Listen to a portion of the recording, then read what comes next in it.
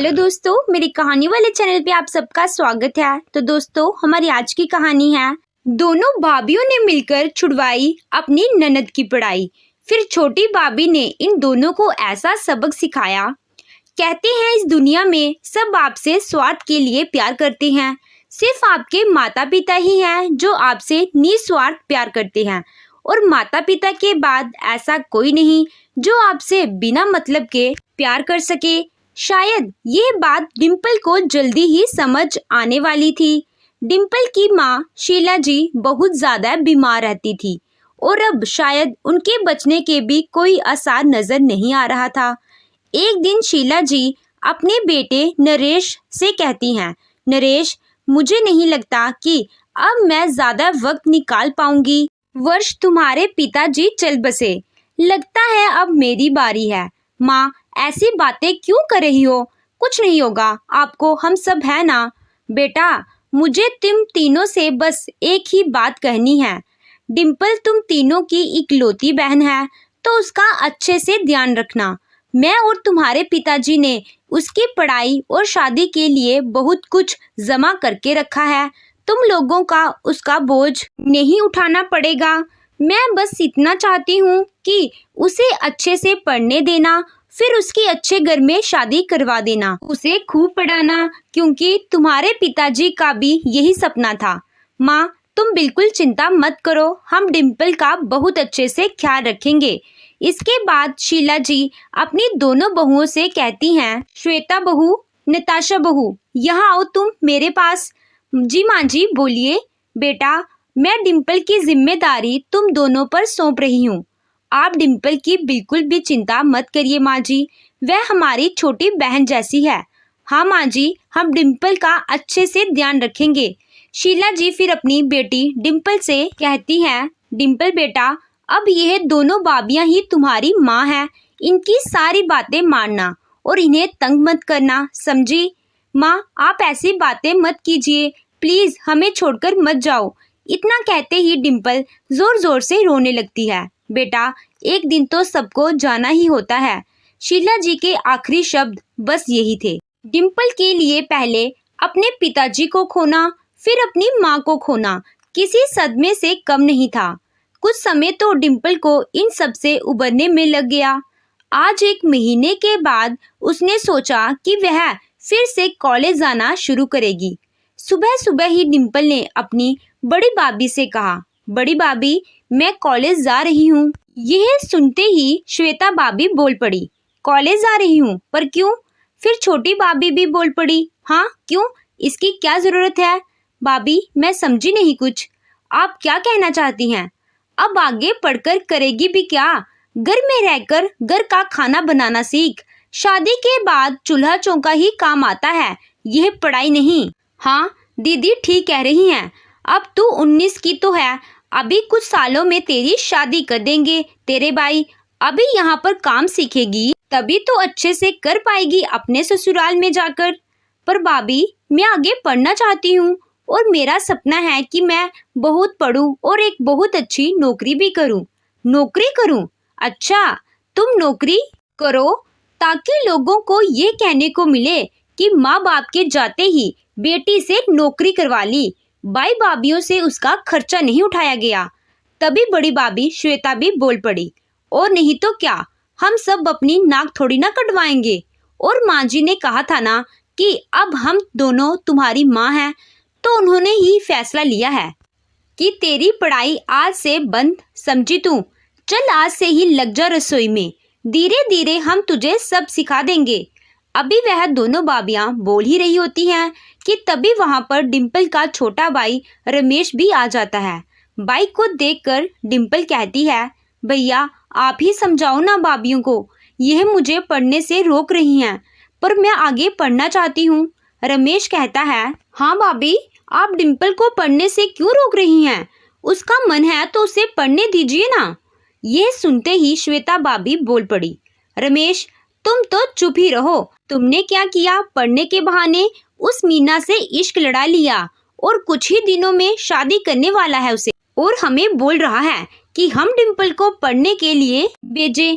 खुद तो कर लिया पढ़ाई के बहाने यह सब, और अब हम डिम्पल को भी यह सब करने दें क्या? इससे हमारा नाम खराब हो जाएगा। भाभी, मैं ऐसा कुछ भी नहीं करूँगी, प्लीज़ आप मेरी पढ़ाई मुझे करने दीजिए। फिर रमेश बोल पड़ता है, हाँ भाभी, प्लीज़ आप लोग ऐसा मत कीजिए। एक बार जो हमने कह दिया सो कह दिया। रवि, तुम जाओ अपने ऑफिस और डिम्पल तुम चलो रसोई में, चलो खाना बनाओ। नताशा और श्वेता ने डिम्पल और रमेश की एक नहीं सुनी और डिम्पल की पढ़ाई पर रोक लगवा दी ताकि वह डिम्पल से घर का सारा काम करवा सकें। उन्हें तो जैसे बिना पैसे दिए एक फ्री की नौकरानी मिल गई थी, पर डिम्पल को मजबूरन यह सब करना पड़ रहा था। पर फिर उसने सोचा कि अगर मैं इस बारे में अपने बड़े भाइयों से बात करूंगी तो शायद वह मेरी बात को समझे। यह सोचते ही वह अपने भाइयों के पास जाती है। भैया, मुझे आप दोनों से एक बहुत ज़रूरी बात करनी है। हाँ हाँ डिम्पल, बोलना, कुछ चाहिए था तुझे? हाँ भैया, मुझे मेरी आज़ादी चाहिए। बड़ी भाभी और मंजली भाभी ने मेरी पढ़ाई छुड़वा दी है, पर मुझे फिर से कॉलेज जाना है, फिर से पढ़ना है। क्या? यह सुनते ही नरेश श्वेता और नताशा को आवाज़ लगाता है और कहता है, श्वेता, ये क्या कह रही है डिम्पल? तुम दोनों ने इसकी पढ़ाई क्यों छुड़वाई? ऐसा क्यों किया तुम दोनों ने? यह सुनते ही श्वेता अपनी मासूमियत सा मुंह बनाकर बोल पड़ी, अरे हमने जो भी किया इस घर की भलाई के लिए किया। हम तो डिम्पल का भला ही चाहते हैं, इसलिए ये सब कर रहे हैं। मैं कुछ समझा नहीं, क्या कहना चाहती हो तुम दोनों? अब रमेश को ही देख लीजिए, कॉलेज में उसको मीना से प्यार हो गया, अब 2-3 महीने में उससे शादी कर लेगा। आप खुद ही सोचिए, अगर डिम्पल ने भी कुछ ऐसा वैसा कर लिया तो हमारे खानदान की तो नाक ही कट जाएगी ना। सारे समाज में हमारी थू थू हो जाएगी और लोग तो यही कहेंगे ना कि बिना माँ की बच्ची को भाई भाभी संभाल नहीं पाए। और वैसे भी डिम्पल की जिम्मेदारी माँ जी ने हम दोनों को ही सौंपी थी, तो उसके लिए हम दोनों को यही सही लग रहा है। अपनी पत्नियों की बात सुनकर दोनों भाई भी मान जाते हैं। हाँ हाँ, तुम दोनों सही कह रही हो। अरे भैया, आप दोनों ये क्या कह रहे हैं? रमेश, तू तो बीच में मत ही बोल, लड़की है डिम्पल, अगर कुछ हो गया तो परिवार का नाम खराब हो जाएगा। और तू तो लड़का है, इसीलिए किसी ने कुछ कहा नहीं, उसकी जिम्मेदारी तो हमारी है ना। डिम्पल, तू आज से घर ही रहेगी और घर का काम सीख अपनी भाभीयों से। पर भैया, अब हमने कह दिया ना तो बस बात खत्म, अब इस बारे में और बात नहीं होगी। बड़े भाइयों को भी दोनों भाभीयों ने ऐसे समझा दिया कि उन्होंने भी डिम्पल का साथ नहीं दिया। डिम्पल की पढ़ाई पूरी तरह से छूट गई। अब भाभीयों अच्छे से उससे काम करवाती और खुद दोनों ने घर का काम करना बिल्कुल ही छोड़ दिया था। बस डिम्पल पर हुक्म चलाती रहती, डिम्पल डिम्पल, अरे क्या कर रही है अपने कमरे में? इतनी देर क्यों होगी बाहर आने में? आज कहा था कि हमारे लिए हलवा पूरी बना देना, पर यह महारानी आज आई नहीं अपने कमरे से।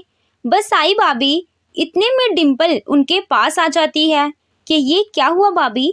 डिम्पल के आते ही मंजरी भाभी बोल पड़ी कि ये क्या क्या पूछ रही है? चल हलवा पूरी बना दे हम दोनों के लिए। भाभी, आज मेरी तबीयत कुछ ठीक नहीं लग रही, प्लीज़ आज नाश्ता आप दोनों ही बना दीजिए ना। तुझे शर्म नहीं आती? अपनी भाभीयों को हुक्म देते हुए हमसे कह रही हो खाना बनाने को? वैसे भी भाभी, आजकल आप करती ही क्या हो? सारा काम तो मुझसे करवा लेती हैं, खुद बस बैठी रहती हैं। अगर आज एक दिन बना लेंगे तो क्या हो जाएगा? अरे इसकी ज़बान तो देखो कैसे कैंची की तरह चल रही है। तू हमसे जुबान लड़ा रही है। अभी तो सिर्फ तेरे भाइयों से कहकर तेरा कॉलेज जाना बंद करवाया है। अगर ज़्यादा बातें करेगी तो तेरा इस घर से निकलना भी बंद करवा देंगे। फिर बैठी रहना अपने कमरे में सारा दिन। चल चल अब जल्दी कर, हलवा पूरी बना दे, और उसके बाद क्या बनाना है अभी बताते हैं थोड़ी देर में। ठीक है, कह के डिम्पल रसोई में चली गई। डिम्पल के माता पिता के जाने के बाद उसकी ज़िंदगी पूरी तरह से बदल चुकी थी। कहाँ घर की परी कहलवाने वाली 3 भाइयों की एक बहन आज उसकी खुद की मर्जी से बाहर भी नहीं जा पा रही थी। कहाँ उसने अपनी पढ़ाई को लेकर इतने सपने देखे थे और आज बस अपनी उन किताबों को देख देख कर अपने कमरे में रोती रहती थी। तो दोस्तों, आपको आगे की कहानी कल सुनने को मिलेगी कि कैसे डिम्पल और उसकी छोटी भाभी मीना ने इन दोनों भाभियों को सबक सिखाया। तो दोस्तों, कहानी अच्छी लगी हो तो वीडियो को लाइक कीजिएगा, चैनल पे नए हो तो चैनल को सब्सक्राइब कीजिएगा। Thank you.